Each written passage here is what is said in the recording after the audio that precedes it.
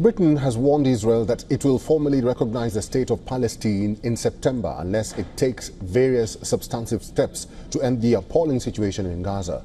Israel has hit back at the ultimatum, calling the move a reward for Hamas, and warned that the decision will harm efforts to achieve a ceasefire in Gaza.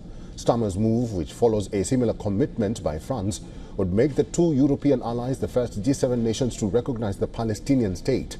The potentially landmark move, part of Starmer's plan for a lasting peace, came after the British leader recalled his cabinet from recess for urgent talks on the worsening situation in the besieged territory.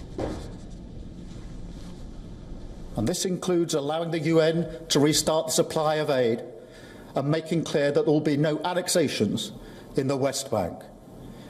Meanwhile, our message to the terrorists of Hamas is unchanged and unequivocal.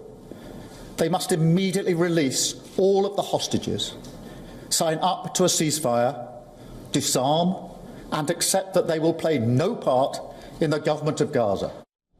The Israeli Foreign Ministry reacted to the move, saying the shift in the British government's position constitutes to a reward for Hamas and harms efforts to achieve a ceasefire in Gaza and a framework for the release of hostages.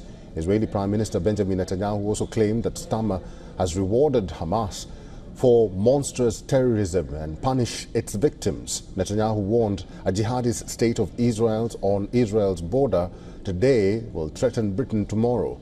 The U.S. administration has made clear it has no intention of joining others in recognizing Palestinian statehood anytime soon. Reacting to Starmer's announcement, the U.S. State Department said it is not in the business of telling people not to speak their mind. Earlier, President Trump said that he did not discuss the matter with Starmer when he met him recently in Scotland. But Trump said recognizing a Palestinian state would reward Hamas. Well, you could make the case that you're rewarding people, that, you're rewarding Hamas if you do that. And I don't think they should be rewarded. So I'm not in that camp, to be honest. We'll let you know where we are in, but I am not in that camp. Mr. President, because if you do that, you really are rewarding Hamas. And I'm not about to do that. Meanwhile, a new U.S. poll suggests that the support for Israel's military action in Gaza has declined substantially among Americans. According to a Gallup poll released on Tuesday, only about 32% of U.S. adults now approve of Israel's actions. The poll also found that about half of American adults now have an unfavorable view of Prime Minister Benjamin Netanyahu, the most negative rating he has received. On the other hand, Starmer's announcement on Palestine enjoys support of almost half of his constituents. A recent YouGov data from the Times shows that the British public support recognizing Palestinian statehood by more than 3 to 1.